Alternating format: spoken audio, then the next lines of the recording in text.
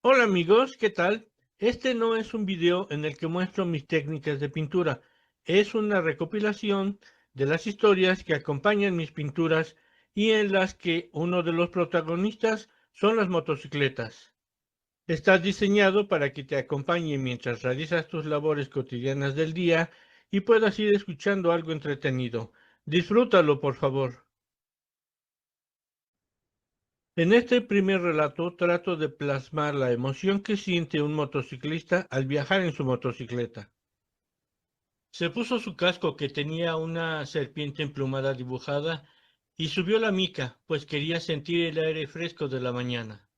Ya tenía puestas las espinilleras y las coderas metálicas y su chamarra de cuero con el chaleco que llevaba las insignias de su motoclub encima. Se enfundó los guantes de cuero con estoperoles y se montó, pero antes de prenderla, acarició el tanque de combustible que recién había tatuado. Asbami amaba su motocicleta. La había pintado muchas veces desde que se la regalaron sus hijos años atrás y modificado a su gusto. Le había subido el respaldo y puesto una águila que prendía con la luz de freno para ser visible por la parte de atrás. Tenía 4 espejos para eliminar los puntos ciegos a los lados, y largas barbas de cuero colgaban del maneral. La había pintado de un color plomizo muy oscuro, con franjas rojas en completo desorden que la decoraban, y un par de calaveras en rojo metálico decoraban ambos lados del tanque de combustible.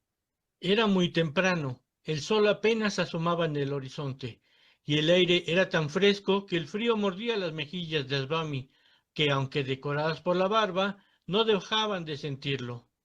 Pero a él le gustaba mucho ver el amanecer montado en su caballo motorizado. Giró el llavín de encendido y el motor rugió inmediatamente. Y por unos instantes disfrutó de la poderosa vibración que le transmitía el motor que rugía sensualmente entre sus piernas. Metió primera y salió lentamente rodando del garage. La calle estaba vacía, era completamente suya. Aún así, no era momento de ser imprudente. Asbami cruzó varias avenidas respetando los semáforos y el paso peatonal. Finalmente llegó a la carretera. Por fin saldría de la ciudad. Pero antes de tomarla, se detuvo por un instante e hizo un breve chequeo.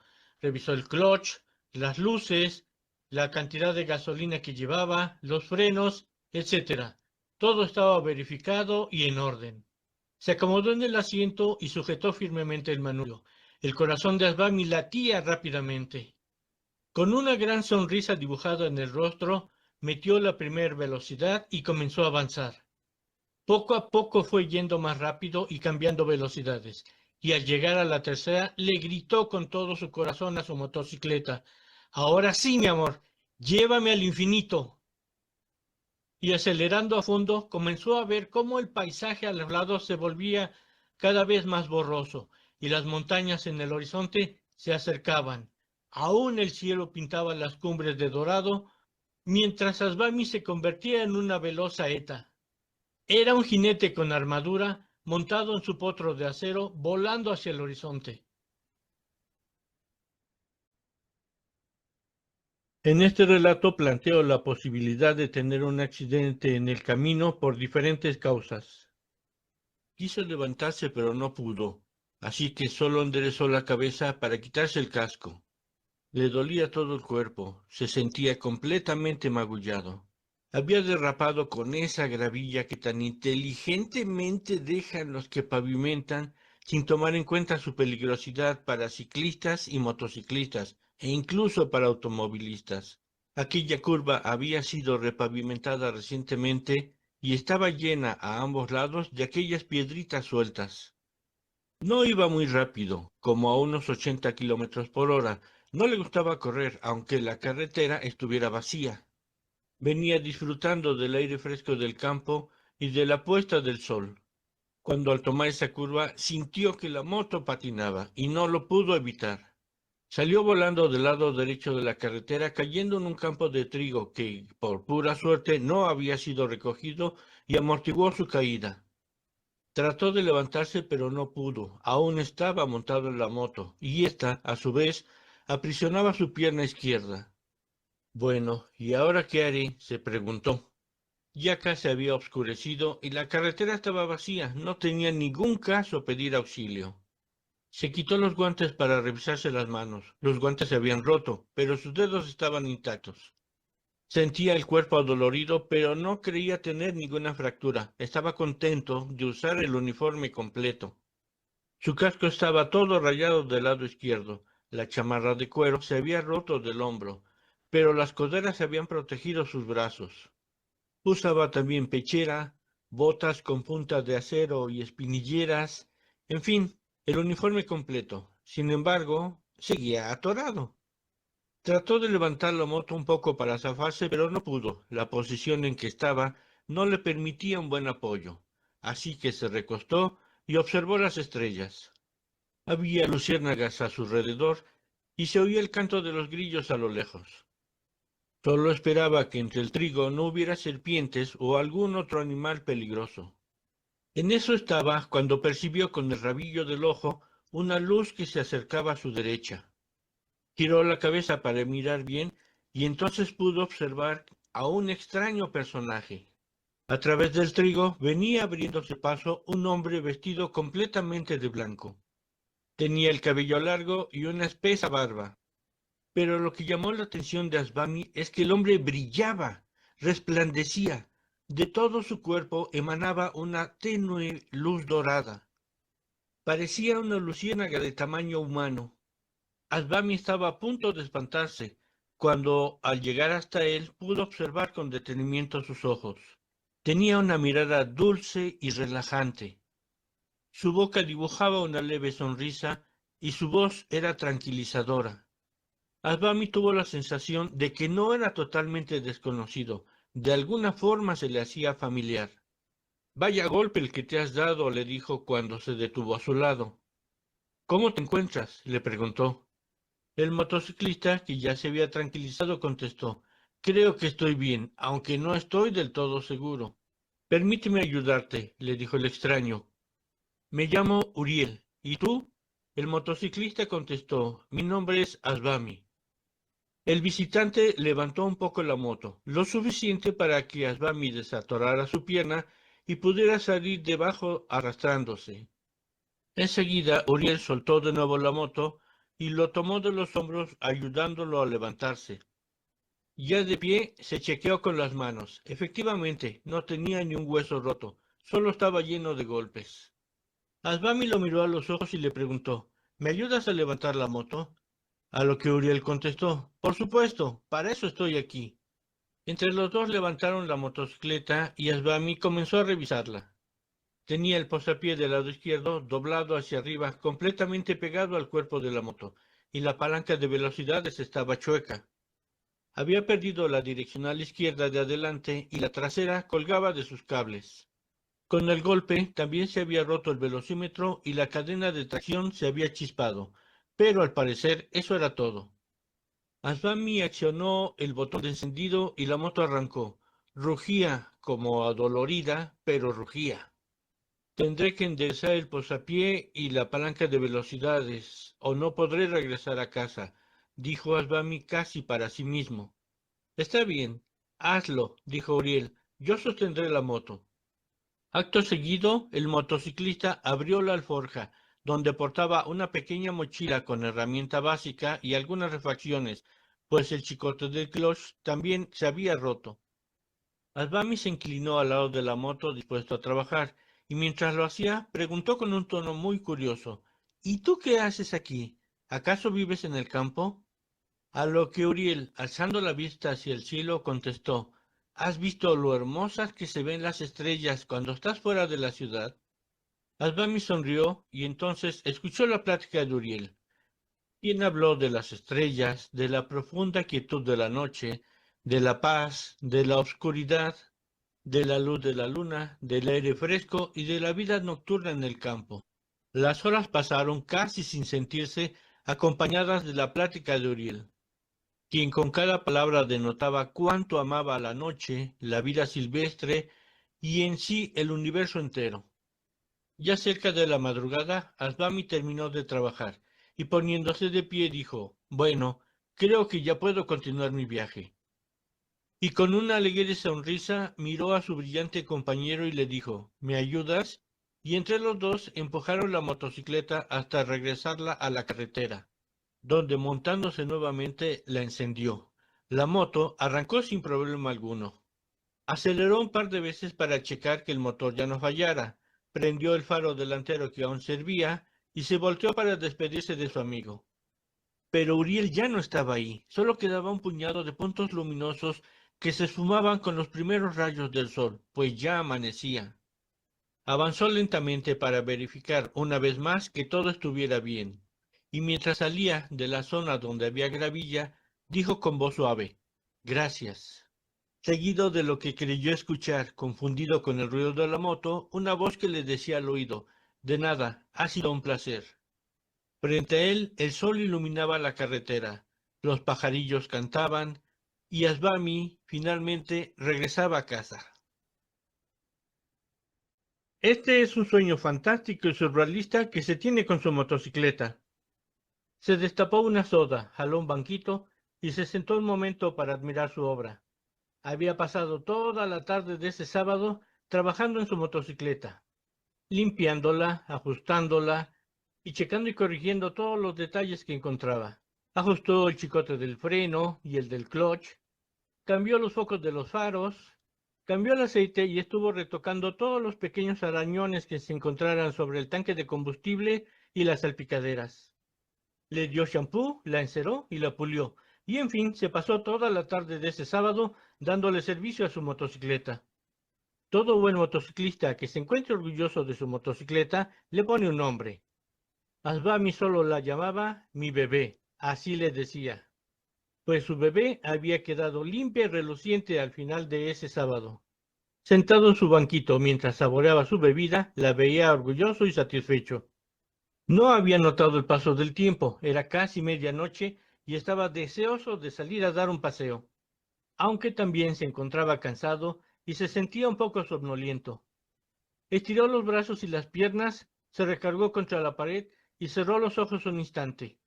Descansaría la vista un momento antes de salir a dar una vuelta. Repentinamente un escalofrío recorrió su cuerpo. El aire golpeaba su rostro y el motor rugía entre sus piernas. Casi se cae, pero pudo sujetarse a tiempo. La noche se abría delante de ellos. La carretera serpenteaba al frente, iluminada por el potente faro de luz de la motocicleta. El velocímetro marcaba 100 kilómetros por hora. Una bruma morada rodeaba la pista y sobre su cabeza nubes negras anunciaban una tormenta. Repentinamente una bola de fuego cayó a su derecha y después otra a la izquierda. ¿Pero qué sucede?, se preguntó el motociclista alzando la vista. Y entonces lo vio, un enorme dragón le perseguía. Asbami comenzó a manejar zigzagueante para evadir el ataque. Una y otra vez las bolas de fuego caían a su alrededor, sin lograr alcanzarle. La lluvia comenzó a caer, haciendo más peligrosa la huida. Los 160 kilos de su potro de acero rugieron poderosamente, aumentando la velocidad. Poco a poco fueron dejando atrás a la bestia voladora. Asbami soltó un suspiro de satisfacción, justo cuando un poderoso rugido retumbó en la oscuridad. Algo enorme se movía al frente y se acercaba. El piso comenzó a temblar y la moto y su piloto disminuyeron la velocidad. Entonces, iluminado por el potente faro, lograron verlo. Un no sé cómo se llame saurio bloqueaba la carretera y rugía amenazadoramente. Asbami detuvo su marcha, no sabía qué hacer. Cuando estrepitosamente llegó el dragón volador y se abalanzó contra el saurio. Ambas bestias comenzaron a luchar. La noche se llenó de rugidos feroces y fuego por todos lados. El piso temblaba y la carretera comenzó a resquebrajarse. La motocicleta aceleró, parecía estar viva. Asbami pegó su cuerpo a ella y como un veloz proyectil pasaron entre el fuego y las bestias que luchaban, solo para toparse con que metros adelante el camino terminaba. La carretera se había roto y se hundía en un abismo profundo. Esta vez no pudieron frenar, iban demasiado rápido. Asbami se sujetó firmemente y echó su cuerpo hacia atrás con todas sus fuerzas, tratando de detener la marcha, solo para darse un fuerte golpe contra la pared y tirar su soda al piso. El golpe lo llenó de sorpresa. Se llevó las manos a la cara sintiéndose bastante aturdido. ¿Pero qué había pasado? ¿Acaso lo había soñado? Se preguntó. Vaya tonta aventura, dijo para sí mismo. Tomó su celular y miró la hora. Eran las 2 de la mañana. Apagó la luz del garage y se fue a la cama a dormir, mientras las gotas de lluvia que cubrían la moto se evaporaban al caer sobre el motor que aún estaba muy caliente. Esta es una historia con un estilo mezcla oriental y fantasía. Era el día en que iniciaba la primavera y los duraznos y los cerezos silvestres se encontraban llenos de flores. A lo lejos, campos de amapolas teñían de rojo las faldas de las montañas. Lirios multicolores que abrían sus pétalos al sol decoraban el lago que se encontraba junto a la cabaña de la princesa Yen, en cuyas paredes y ventanas crecían orquídeas de diferentes formas y colores. La princesa Yen no era una princesa que viviera en un castillo rodeada de servidumbre. No, al contrario, vivía en una humilde cabaña en el bosque cerca de un lago cristalino. No era muy alta, de cabello largo y oscuro, con unos grandes y hermosos ojos cafés que lo hacían a uno perderse en su mirada laberíntica, con unas manos pequeñas y delicadas y unos pies tan perfectos que parecían llevarla volando cuando caminaba sobre el pasto del campo. La princesa Yen tenía un solo sirviente, se llamaba Qin. Él tampoco era muy alto, de estatura promedio y de constitución física también regular, ni muy fuerte ni muy delgado. Él se encargaba de cortar la leña para la chimenea y para la cocina, preparaba la comida y el baño perfumado para su princesa, encargándose también de todos los demás trabajos de la pequeña cabaña. No obstante, a pesar de estar ocupado todo el día, de vez en cuando se daba tiempo para hacer retratos de su princesa, pues tenía la habilidad de pintar. Él pintaba su esencia, su alma, el brillo de su aura. La veía como una reluciente estrella colgada en el cielo o un loto precioso que brillaba en el firmamento. Ella era su musa, su inspiración, y cuando la pintaba sentía que dejaba pequeños fragmentos de su propia alma en sus pinturas. Y como dije en un principio, era el primer día de primavera, las aves cantaban en las ramas de los árboles y las mariposas revoloteaban entre las flores. King entró por un momento a la cabaña para preparar una bebida refrescante para la princesa, compuesta de limón, miel y chía, mientras ella refrescaba sus pies de loto en las aguas cristalinas del pequeño lago. Pero, por desgracia, la oscuridad a veces está esperándonos escondida entre las sombras cercanas. En ese instante, King oyó el grito de dolor de la princesa, y saliendo estrepitosamente de la cabaña, la encontró derribada sobre el pasto. La princesa Yen había sido mordida por una serpiente venenosa que huía rápidamente perdiéndose en la profundidad de las aguas del lago. Por un momento, King no supo qué hacer y se quedó impávido mirando la escena que se presentaba ante sus ojos. No podía creerlo. Ella, que era una princesa luz, estaba tirada en el pasto, ahí, herida. Después de unos breves segundos reaccionó y corrió hacia ella, tomándola delicadamente entre sus brazos. La llevó rápidamente hacia la parte trasera de la cabaña y la acomodó con mucho cuidado en su potro de acero, frente a él, para poder sostenerla mientras manejaba. Y sin perder el control se dirigió hacia las montañas. Ahí, en medio del bosque, vivía una sabia mujer druida que practicaba la magia natural y que King esperaba que curara a la princesa Yen. Cuando King montaba su potro de acero, se convertían en uno, y entonces no había camino que, por difícil que fuera, lograra detenerlos. Ágilmente rodaron por la ladera de la montaña cuesta arriba, brincando entre piedras y troncos caídos con gran facilidad. El camino en realidad no era muy accidentado o no lo era para ellos, quienes ascendían rápidamente llevando a la princesa rumbo a su salvación. Finalmente llegaron a una pequeña casa que se encontraba en una terraza ubicada en lo alto de la montaña, rodeada de flores, plantas medicinales y especias que le daban un aspecto mágico. Ágilmente King desmontó llevando en brazos a la princesa que se hallaba desfallecida hasta la puerta de la casa. Pero antes de tocar, la puerta comenzó a abrirse. Apareció entonces una mujer de figura delgada y alta. Vestía con una túnica blanca que le llegaba hasta el suelo, pero que no llegaba a cubrir sus pies calzados con sandalias. Tenía el cabello largo y su mirada transmitía tranquilidad. Qin se inclinó en señal de respeto y mirando hacia el suelo, pronunció las siguientes palabras. Sabia señora Crista, he traído a la princesa Yen, que ha sido mordida por una serpiente venenosa. Quisiera suplicarle que la salve. Ella, a su vez, contestó, pasa, los estaba esperando. Como la sabia persona que era, había escuchado del bosque que le contó del accidente de la princesa y del viaje de Qin hacia su morada. Él entró con la princesa en brazos, colocándola en una gran mesa que se encontraba en medio de la habitación, junto a la cual se hallaba de pie la mejor amiga de la síbila, otra poderosa hechicera druida de nombre Ter. Vestía también de blanco, y tenía una larga cabellera de ébano que cubría la mitad de su espalda.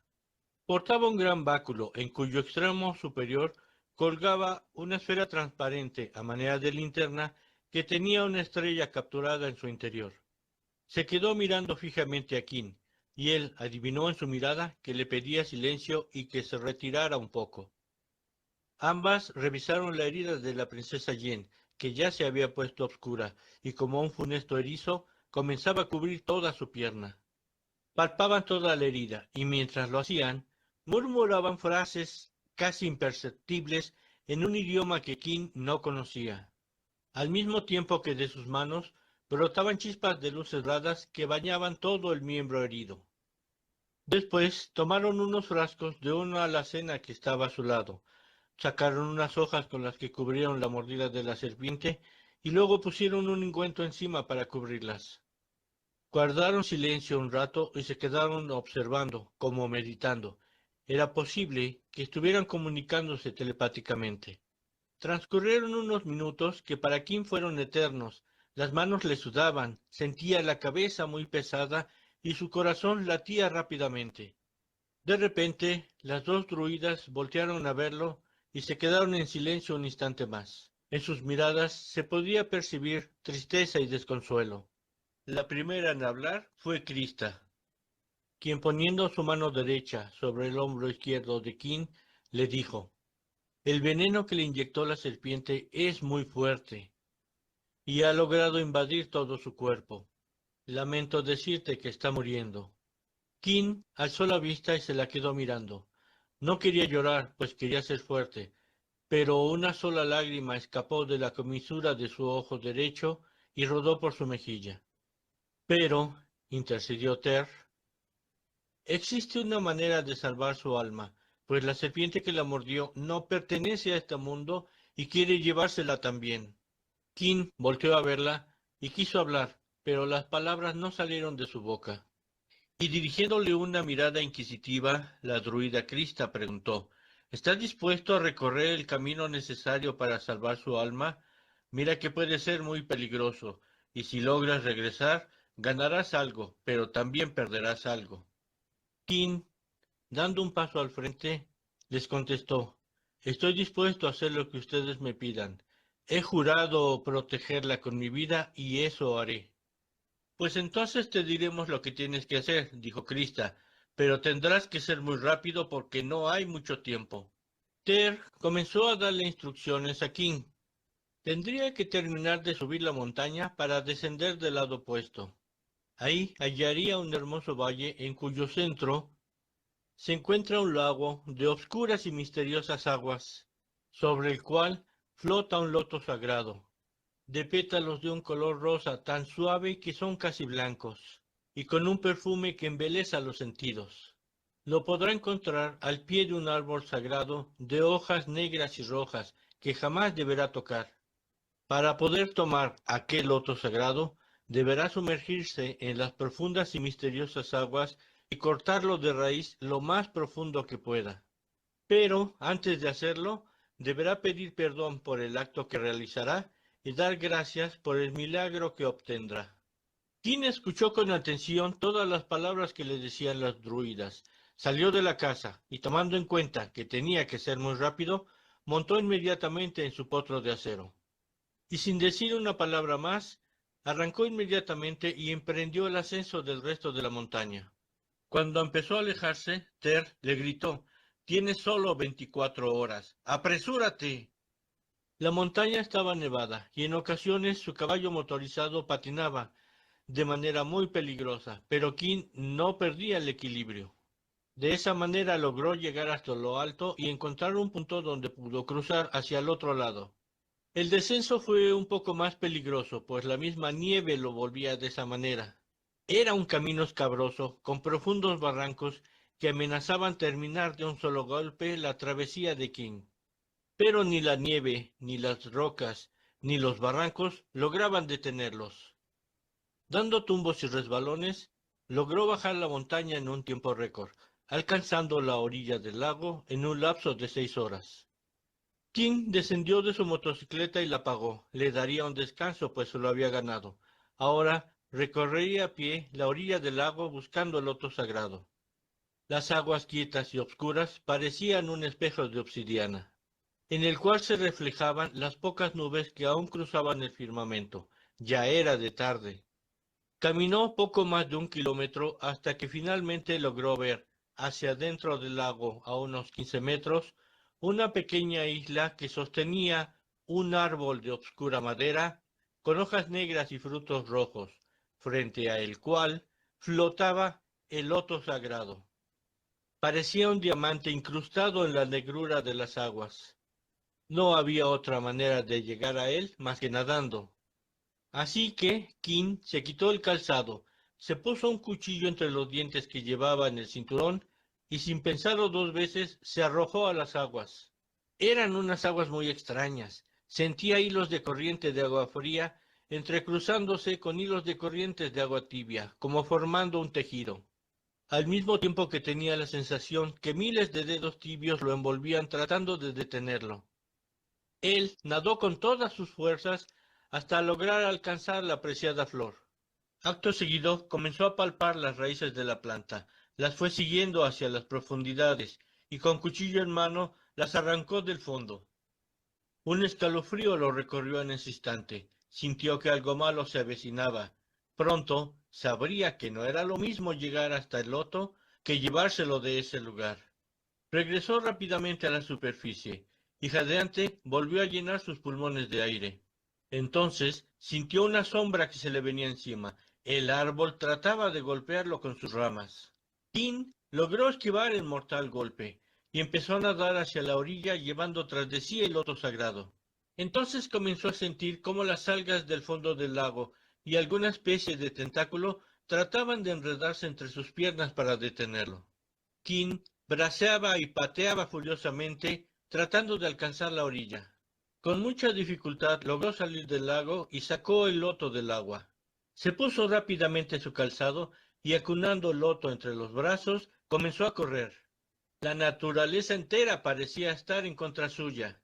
Las largas ramas de los árboles trataban de alcanzarlo, los arbustos le estorbaban, y el piso se abría en grietas delante suyo. Corrió lo más rápido que pudo, tropezando muchas veces, pero sin soltar el loto, hasta que finalmente logró llegar hasta su motocicleta que lo esperaba ya. Metió el loto en una de las alforjas y montando rápidamente arrancó, acelerando a fondo a través del campo de regreso a casa. La montaña bramaba amenazadoramente, largas raíces brotaban del piso tratando de detenerlos. Pero su potro de acero se resistía a caer y avanzaba rugiendo ferozmente. Una enorme roca pasó rodando frente a ellos que apenas si lograron esquivarla. Después, el piso bajo sus pies se elevó un par de metros trepitando fuertemente. Un par de rocas lograron alcanzarlo. Una golpeó en el tanque de combustible y la otra en el hombro derecho de King, produciéndole una herida sangrante, pero aún así los jinetes no se detenían y continuaban en su ascenso. Fueron unos minutos terribles, todo era un caos espantoso. Cuando casi llegaban a la punta de la montaña, una enorme avalancha de nieve se les vino encima y estuvo a punto de arrastrarlos a un barranco. Finalmente lograron alcanzar el lugar por donde habían cruzado y de pronto todo se detuvo. La paz y la tranquilidad volvió a reinar a su alrededor. El potro de acero, su jinete y su pasajero enfilaron entonces hacia la cabaña donde las druidas ya los esperaban. Aún estaban a tiempo, solo habían transcurrido unas 15 horas desde su partida. Las dos mujeres mágicas vieron llegar a King y esbozaron una leve sonrisa apenas perceptible. Él, sin decir nada, bajó de su montura, abrió la alforja y sacó la preciosa flor, entregándola a las druidas lleno de esperanza. Krista lo miró a los ojos y le dijo: «Me alegra que lo hayas logrado». Por su parte, Ter tomó la flor y entró a la cabaña, seguido de Krista. Pero cuando King quiso entrar, lo pararon en la puerta y le dijeron: «Espera aquí, nosotras te llamamos». King no tuvo más remedio que esperar sentado al pie de la puerta. Entonces comenzó a escucharse una suave música élfica, acompañada de unos cantos mágicos con palabras que King no comprendía. El aire se llenó del aroma del incienso y del perfume de hierbas aromáticas y especias, y las luces en el interior de la cabaña se prendían y se apagaban intermitentemente. Kim podía escuchar los latidos de su corazón golpeándole los oídos.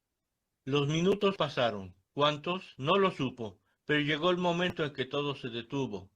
Entonces la puerta se abrió y él pudo pasar.